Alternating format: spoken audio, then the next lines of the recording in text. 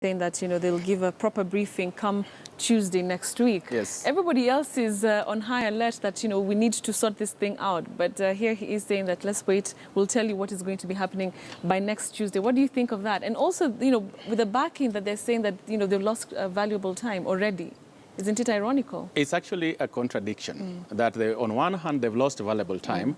On the other hand, they are on course to deliver free, fair, credible elections. And that also further contradicts the statement by the CEO that due to time that was lost as a result of litigation, there is absolutely no way that we can go through with this tender. Now, if you read the letter of the CEO, my problem with it is that it does not give hope and optimism and does not answer the question as to whether technology will be procured for the purposes of 2017 elections. The alternative to that is that the country is being set to fall back on the so-called complementary mechanism that is understood to be a manual backup system. And if we go that direction, then I can promise you that we are going to have a very shambolic elections in 2017. You said earlier that this issue has gone back to what the politicians really wanted. What did you mean by that?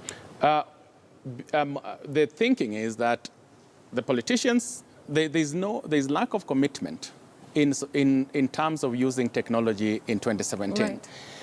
But is it on both sides of the divide or just one? Because I did hear Honorable Wandai's statement, but from what I heard, the little that I heard, it was that he was happy with the cancellation. Yes. Now, we don't have time. And we don't have time to begin to procrastinate. And we also don't have time to begin to question whether technology is relevant in 2017 or not. But what has to be understood and appreciated by all the stakeholders is that every time that we lose will actually result into us going back to the so-called complementary mechanism. Remember, one of the failures of technology in 2017, delivered by FACE technology, the so-called electronic voter identification devices, were delivered 5 days to the elections. And I can promise you, even if you are a combination of Facebook and Microsoft and Oracle and every other technology company was to come up and deliver for us a week to the election, there's absolutely no way that is going to work.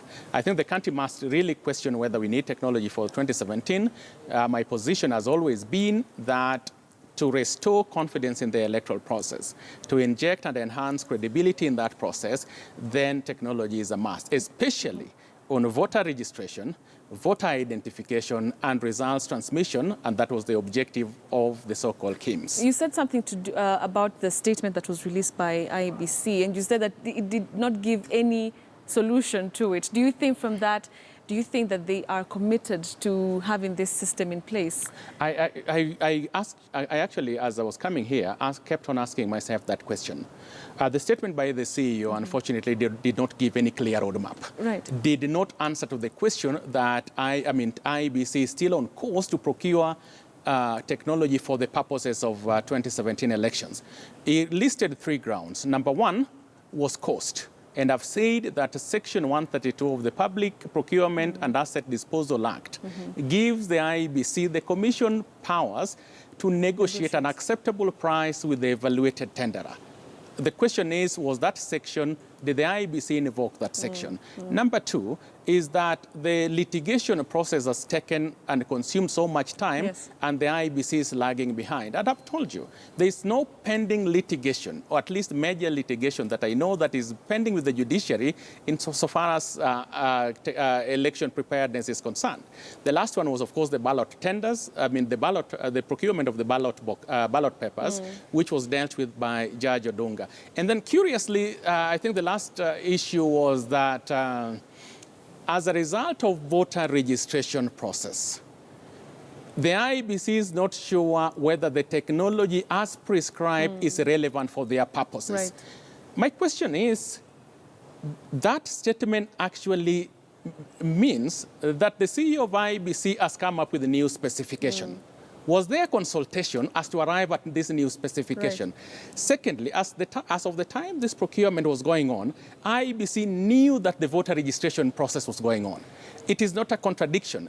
The reason why it was integrated is because it was intended to synchronize the data in BVR, the identification, and the results transmission. So the CEO of the IEBC cannot claim that because as a result of voter registration, the specification has changed. But even if he was to alter the specification, it has to be subjected to a consensus, including bringing in all the players in the sector, including political parties and other stakeholders. He cannot unilaterally decide to alter specification for the procurement of KIMS. All right. Thank you so much, Felix Odhiambo, for your insights. Very interesting. Let's see if they will sound